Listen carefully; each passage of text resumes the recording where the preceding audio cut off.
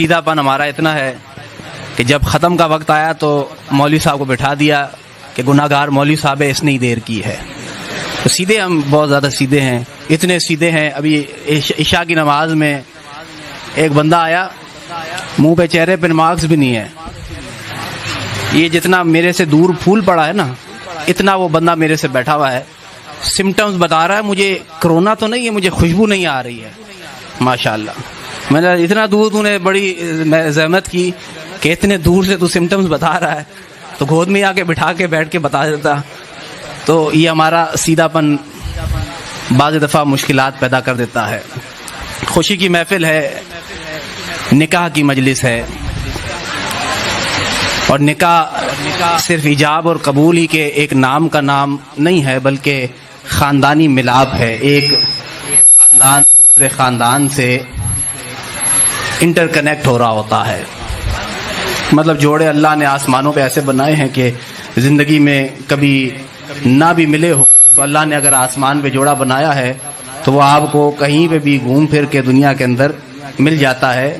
ویسے تو 90% تو ڈھونڈ ڈانڈ کے لڑکے خود ہی کر لیتے ہیں فی زمانہ، لیکن جہاں پر انگیج میرج نہیں ہو رہی ہے، جہاں پر یہ لو میرج نہیں ہے، انگیج ہے، ماں باپ کے ذریعے ہو رہی ہے، وہاں پر اللہ کا جو قانون چل رہا ہے اس انداز میں نکاح ہو رہا ہے. تو یہ اللہ کا فضل ہے کہ ہم اپنی محفلوں کا آغاز اللہ رسول کے ذکر سے کر رہے ہیں، اس وجہ سے کہ باعث برکت ہو جائے، کہ شادی خانہ آبادی. نیت اچھی ہونی چاہیے نا کہ شادی خانہ آبادی ہے، تو شادی خانہ آبادی کا آغاز ہی اللہ رسول کے نام سے کیا جائے تو اللہ مال میں بھی برکت دیتا ہے، ایمان میں بھی برکت دیتا ہے، اولاد میں بھی برکت دیتا ہے. تو نکاح ہے حضور سرور کائنات کا ایک سنت طریقہ. النکاح من سنتی. جو کہے کہ میں دین کی خدمت کے لیے اتنا مصروف ہو گیا کہ نکاح کی ضرورت نہیں ہے، تو دین کی خدمت کسی شخص نے اس دنیا میں آقا علیہ الصلوۃ والسلام سے یعنی جو ترویج کی ہے اسلام کی، جو کام حضور سرور کائنات نے دین اسلام کا کیا ہے، فی زمانہ کوئی آدمی صبح و شام بھی لگا رہے کہ میں نے اسلام کے لیے بڑا کام کیا. کوئی کہہ سکتا ہے معاذ اللہ حضور سے زیادہ کام کیا ہے؟ کوئی شخص نہیں کہہ سکتا ہے. دین آیا ہے تو دین کی اتباع کے طور پر النکاح من سنتی، نکاح میری سنت ہے. تو پہلا نکاح بھی سنت ہے، دوسرا بھی سنت ہے، تیسرا بھی سنت ہے، اور چوتھا بھی سنت ہے. لیکن وَإِنْ خِفْتُمْ أَلَّا تَعْدِلُوا فَوَاحِدًا. اگر تم دوسرا تیسرا چوتھا اس صورت میں ہے کہ اگر تمہیں خوف نہ ہو، وَإِنْ خِفْتُمْ، اگر تمہیں خوف ہے، اللہ تعدلوا، کہ تم عدل نہ کر سکو گے. یہ نہیں کہ اللہ تعدلوا کہ تم عدل نہیں کر سکو گے، نہ. وَإِنْ خِفْتُمْ شرطیہ کے ساتھ، عدل کا صرف کہ عدل نہیں کرنے کا صرف اگر تمہارے دل میں خوف ہے تو فواحدہ، ایک ہے. یہ نہیں اللہ نے فرمایا وَاللَّهَ تَعْدِلُوا فَوَاحِدًا کہ عدل نہیں کر سکو گے تو صرف خوف بھی آ جائے. آپ دیکھیں ایک سبزی فروٹ عدل کی اگر آپ تفاسیر پڑھیں صوفیانہ، تو ایک بیوی کو اگر آپ نے ایک ہی ریڑھی سے 1-1 کلو سیب لے کر دیا ہے تو آپ کہو کہ میں نے 1-1 کلو لے کر دیا ہے تو عدل قائم کر لیا ہے؟ نہ بابا. اگر ایک کا میٹھا نکل آیا دوسرے کا اگر میٹھا نہ نکلا تو تمہارے عدل کے بارے میں سوال ہو سکتا ہے. اس لیے وَإِنْ خِفْتُمْ اگر خوف عدل ہے تو فواحدہ، ایک ہے.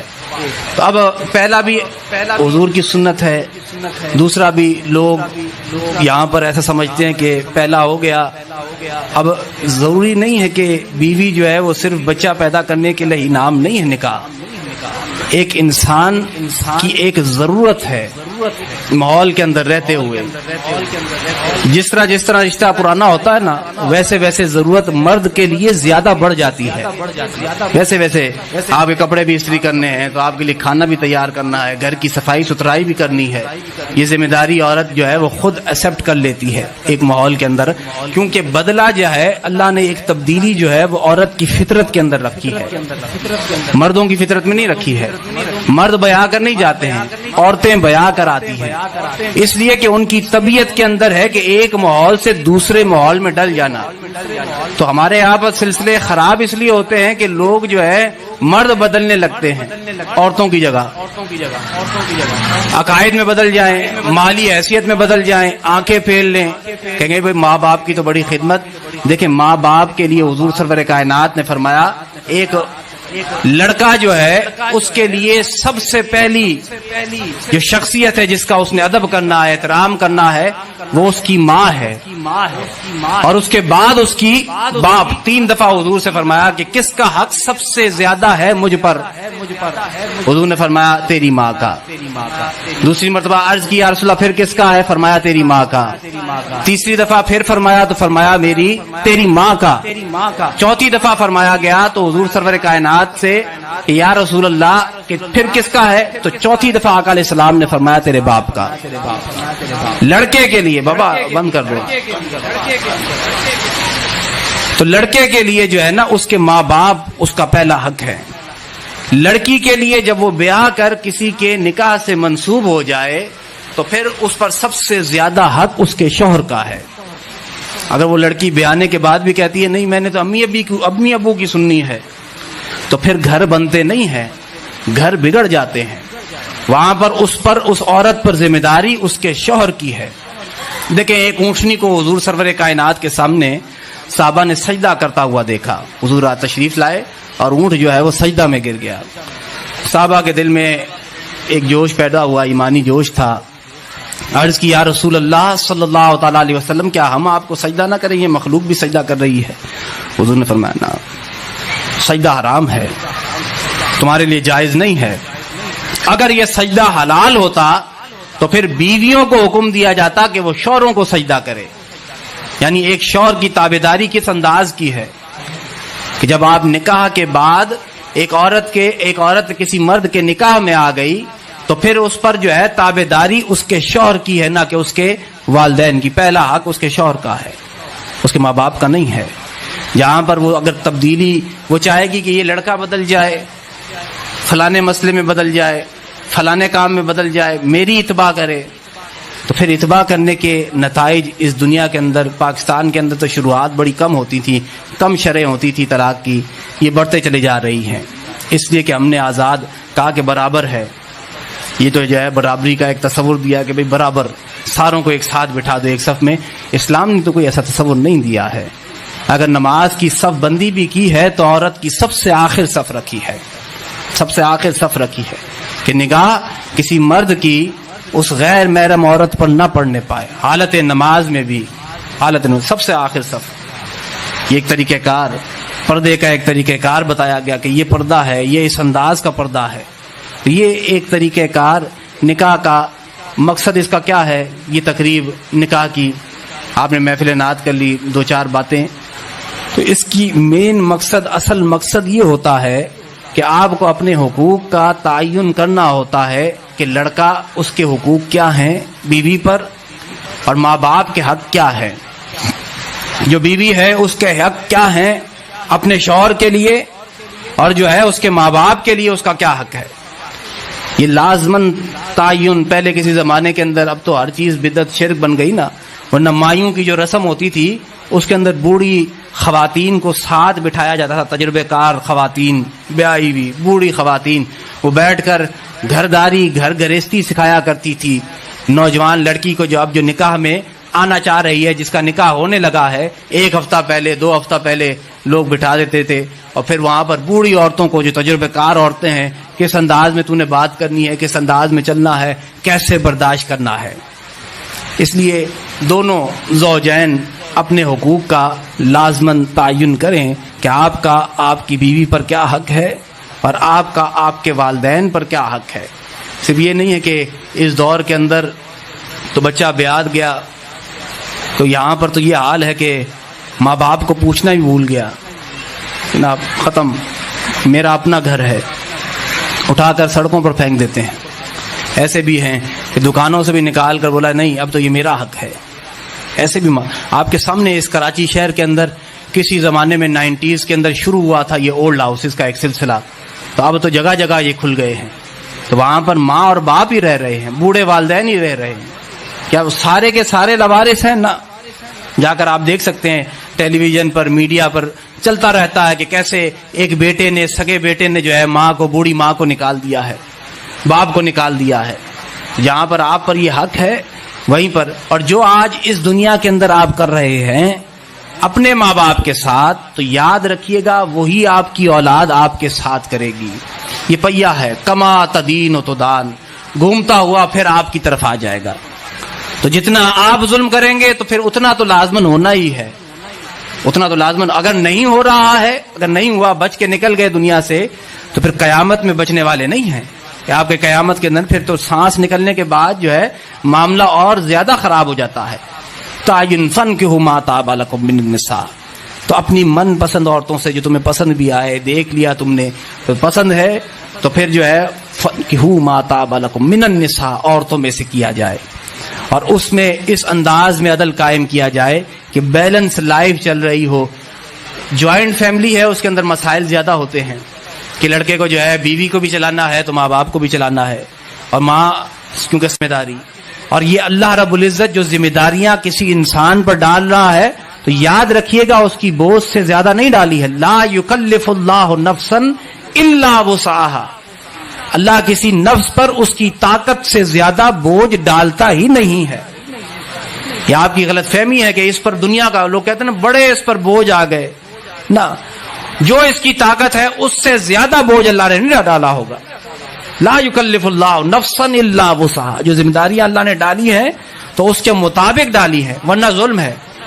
ظلم کو ظلم کہتے کیوں ہے؟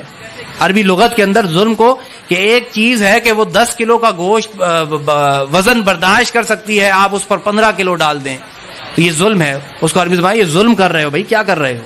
یہ ظلم ہے. ظلم کا اصل جو ہے لغت کے معنی، لغت کے اندر جو ہے معنی وہ ظلم کا کہ ایک چیز پر، اس پر جو اس کی استطاعت نہیں ہے اس سے زیادہ آپ وزن لاٹ دیں.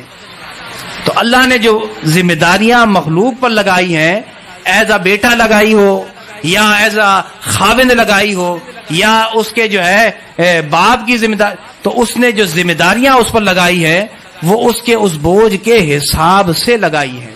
اور کسی کو، انسان کو، ساری مخلوق کے اندر انسان کو اس قابل سمجھا ہے تبھی تو اشرف المخلوقات بنایا ہے. ساری مخلوق ہے نا، بنائی تو اللہ ہی نے ہے، تو انسان کو اس قابل سمجھا ہے تبھی تو اشرف المخلوقات ہے. اور جب بندہ ان معاملات کے اندر سے ہو کر گزرتا ہے تو فرمایا تقویٰ کیا ہے؟ تقویٰ یہی ہے کہ آپ کانٹے دار راستے سے گزریں تو اپنے کپڑوں کو سمیٹ کر ایک بندہ گزرتا ہے نا، ایسے سمیٹ کر کوئی شخص نکل جائے کہ کانٹے سے نہیں گزرا، تو یہ تقویٰ ہے. تقویٰ کا معنی کیا ہے کہ حضور نے فرمایا کہ کانٹے والے علاقے سے گزر رہا ہے، اپنے کپڑوں کو سمیٹے، کپڑا جو ہے کانٹے میں الجھ نہ جائے. تو دنیا کے اندر اس انداز میں چلتے ہوئے کہ پاک بازی، تو نکاح جو ہے آدھا دین ہے کہ آپ نے اپنے آدھے دین کی حفاظت کر لی، اور آقا علیہ السلام نے فرمایا اب اگلے آدھے دین کی حفاظت اب تیری خود کی ذمہ داری ہے. آدھا دین جو ہے محفوظ ہو گیا. بڑے بڑے گناہوں سے جو ہے انسان کو اللہ رب العزت نکاح کے ذریعے محفوظ کر دیتا ہے. اللہ رب العزت دونوں خاندانوں میں آپس میں محبت، اتفاق عطا فرمائے. وآخر دعوانا ان الحمد للہ رب العالمین. الحمد للہ رب العالمین والعاقبۃ للمتقین والصلاۃ والسلام علی سیدنا محمد وعلی آلہ واصحابہ اجمعین. اللهم تقبل منا انك انت السميع العليم وتب علينا انك انت التواب الرحيم. ربنا ظلمنا انفسنا وان لم تغفر لنا وترحمنا لنكونن من الخاسرين. ربنا آتنا في الدنيا حسنة وفي الآخرة حسنة وقنا عذاب النار. ربنا هب لنا من أزواجنا وذرياتنا قرة أعين واجعلنا للمتقين إماما. اللهم الف بينهما كما الفت بين سيدنا آدم وبين سيدنا حواء عليهما السلام. اللهم الف بينهما كما الفت بين سيدنا إبراهيم وبين سيدنا هاجر عليهما السلام. اللهم الف بينهما كما الفت بين سيدنا حبيبنا ومولانا محمد صلى الله تعالى عليه وسلم وبين سيد الخطية الكبرى وعائشة رضي الله تعالى عنهما. اللهم بارك لهما، اللهم بارك فيهما، اللهم بارك عليهما ببركة إن الله وملائكته يصلون على النبي يا أيها الذين آمنوا صلوا عليه وسلموا تسليما. اللهم صل على سيدنا محمد وعلى آل سيدنا محمد. ألا إن أولياء الله لا خوف عليهم ولا هم يحزنون الذين آمنوا وكانوا يتقون. فسبحان ربك رب العزة عما يصفون وسلام على المرسلين والحمد لله رب العالمين. السلام علیکم.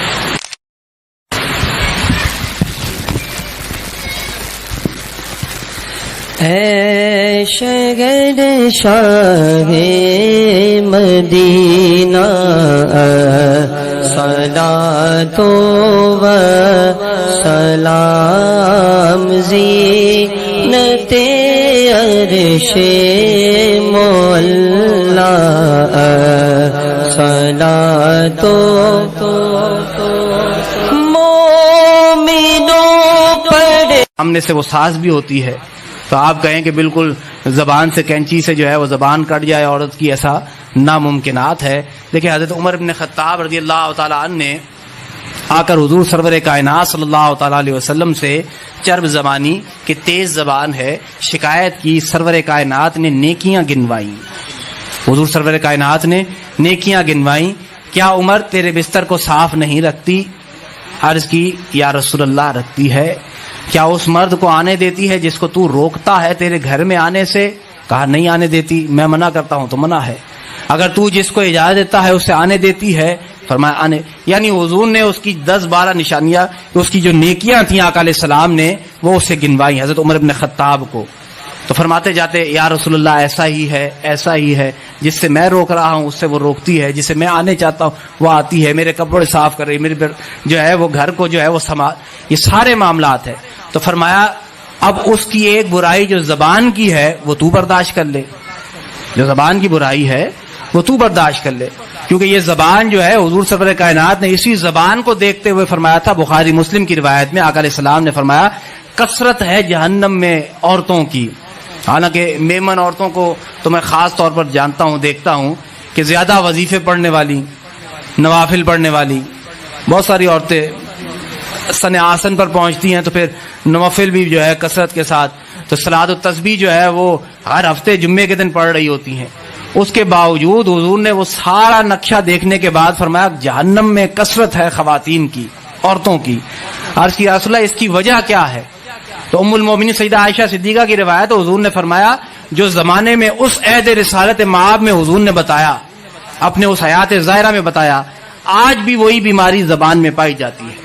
وہ کیا بیماری ہے؟ حضور نے فرمایا کہ ساری خوشیاں مل رہی ہوں گی، 365 دن جو ہے وہ اچھے طریقے سے گزر رہے ہوں، ایک کوئی برائی آ جائے، ایک کوئی کام ہو جائے ایسا غلط ہو جائے تو زبان پر آتا ہے اس کے ساتھ تو میں نے کوئی خوشی دیکھی ہی نہیں۔ چل بھائی سارا ستیہ ناش لپیٹ دیا کہ بھائی اس کے ساتھ تو کوئی خوشی دیکھی ہی نہیں۔ فرمایا یہ ناشکری کا یہ جملہ اللہ کو ناپسند ہے، اللہ کو ناپسند ہے۔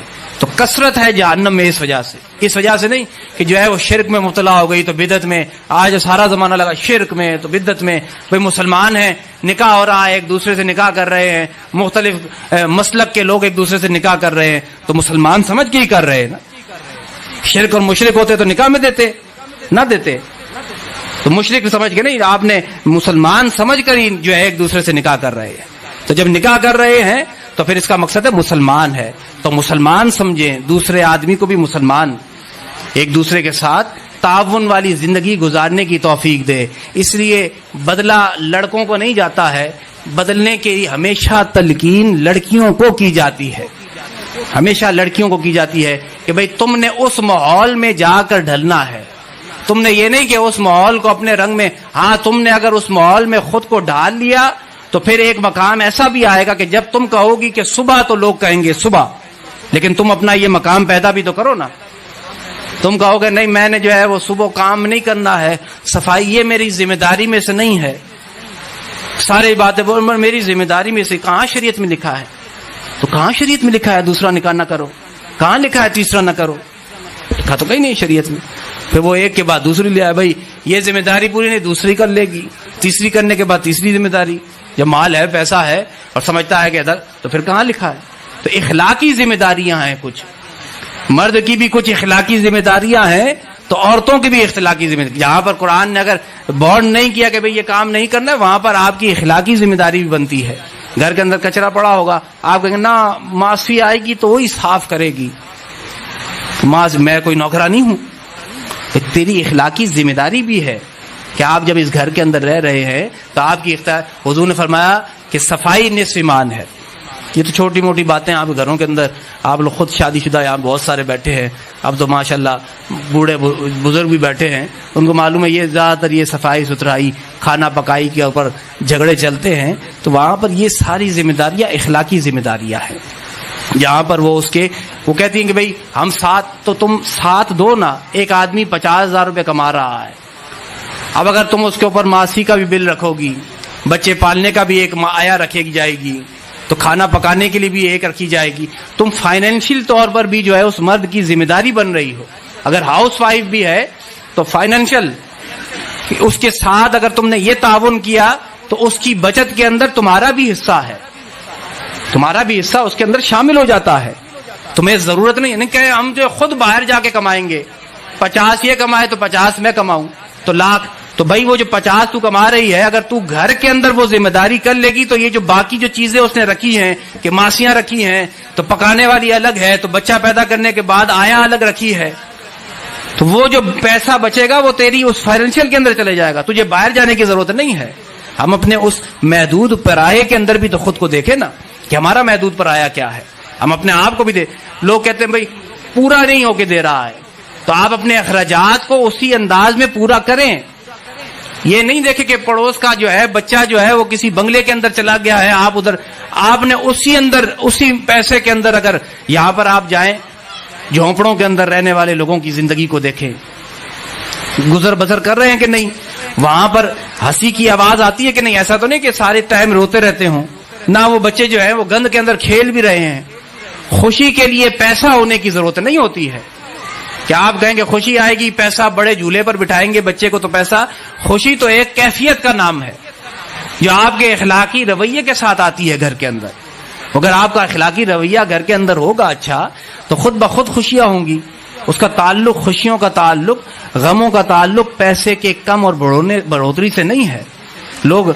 کم تر زندگی کے اندر بھی جی رہے ہیں اور خوش ہو کر جی رہے ہیں اچھے انداز میں، اس لیے فرمایا کہ اپنے سے اسفل لوگوں کو دیکھو، اپنے سے اعلیٰ لوگوں کی طرف نگاہ نہ کرو، ورنہ ڈپریشن کا شکار ہو جاؤ گے، بی پی کے مرض لگ جائے گا، تو کسی کو شوگر لگ جائے گی کہ دوسرے پر۔ شیخ سعدی سے کسی نے پوچھا کہ حضرت خوش رہنے کا کوئی ایک نسخہ بتا دیں، دنیا میں خوش رہنے کا کوئی نسخہ بتا دیں، تو فرمایا بڑا آسان نسخہ ہے، شیخ سعدی نے بستان کے اندر ایک شعر کے اندر ذکر کیا، خوش رہنے کا نسخہ، کوئی آسان ترین نسخہ کوئی آپ بتائیں کہ انسان جو ہے وہ خوش رہے، ایک چھوٹا سا نسخہ آپ بتا دیں، فرمایا بڑا آسان نسخہ ہے خوش رہنے کا کہ دوسرے کے مال کی طرف نگاہ کرنا چھوڑ دے، خوش رہنے کا نسخہ ہے دوسرے کی مال کی طرف نگاہ، بڑی گاڑی گزرتی ہے تیرا پریشانی چہرے پہ آ جاتی ہے، یار یہ تو میرے ساتھ کالج پڑھا تھا، یہ تو میرے ساتھ جو ہے اٹھا بیٹھا تھا، آج اس کے پاس بڑی، تو خود بخود اپنے آپ کو ڈی گریڈ کر لے گا جب تو اس کو دیکھے گا، لیکن تو یہی اگر جا کر ماحول دیکھے گا کسی جھونپڑے کے اندر تو وہاں پر دیکھ کر تو کہے گا مالک تیرا شکر ہے۔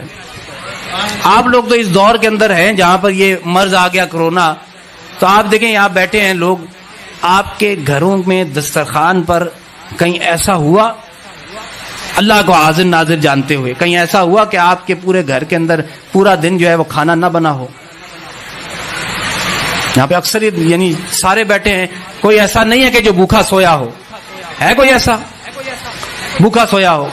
3 وقت کا کھا رہے تھے، 3 وقت کا مل رہا تھا، 3 وقت کا کھا رہے تھے، 3 وقت کا اس زمانے میں بھی ملتا رہا، تنگیاں آئیں، زندگی گزاری آپ نے 2 مہینے 6 مہینے 4 مہینے 6 مہینے نکالی، اللہ نے آپ کے رزق کو کم کیا، رزق کی ذمہ داری اس اللہ کی ہے، پریشانیاں اس لیے ہمارے سروں پر اس لیے ہے کہ جو ذمہ داری اللہ کی ہے مخلوق اس کے بارے میں پریشان ہے، میرے مستقبل کے بارے میں کیا ہوگا، باپ آج کا باپ پریشان ہے، بیٹے کا مستقبل، اچھا مستقبل، ڈاکٹر بنے گا کہ نہیں، تیرے ہاتھ میں تھوڑی ہے، تیرے ہاتھ میں صرف تربیت کرنا ہے، اچھا نام رکھنا ہے، اچھا پہنا دینا ہے، اچھی تربیت کرنا ہے، باقی اس کو منزل پر پہنچانا یہ ذمہ داری اللہ کی ہے۔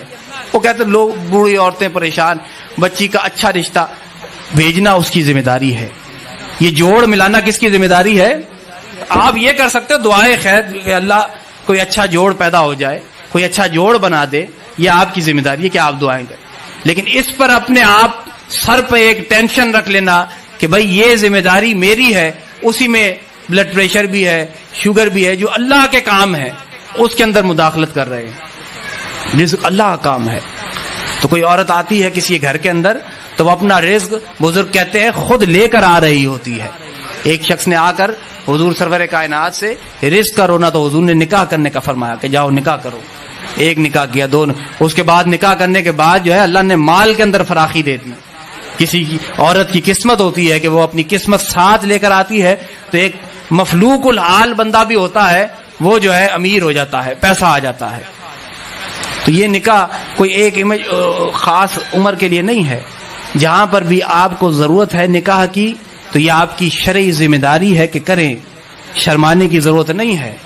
سیدہ خدیجہ الکبریٰ رضی اللہ تعالیٰ عنہا کے وصال کے بعد حضور نے نکاح کیا کہ نہیں کیا؟ تم زیادہ سمجھدار ہو، دین کے زیادہ تابعدار ہو؟ نہیں، حضور نے نکاح کیا۔ کتنی ازواج سے آقا علیہ السلام نے نکاح فرمایا؟ ذمہ داری ہے۔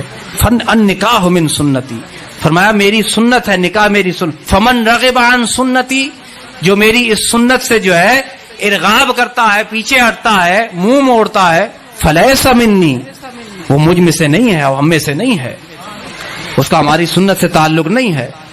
کہ آپ جو ہے ساری زندگی پہ میں تو معصور بن کے بیٹھے رہوں گا، کیوں بھائی؟ حضور سرور کائنات کی سنت ہے، انبیاء علیہ السلام کی سنت ہے، تو یہ طریقہ کار ہے۔ اللہ رب العزت دونوں زوجین کے درمیان میں محبت الفت کا ایک رشتہ قائم کرے، دونوں خاندانوں کے درمیان میں محبت کا الفت کا رشتہ ہو، اور آپس میں ایک دوسرے کو سمجھنے کی ان سب کو توفیق عطا فرمائے۔ ان رشتوں کے بنانے والا جوڑ تو اللہ ہی ہے، نبھانے والے آپ خود ہیں۔ یہ دیکھیں، جوڑ اللہ نے بنا دیا ہے، اب یہ آپ کی ذمہ داری ہے کہ اسے نبھانا کیسے ہے۔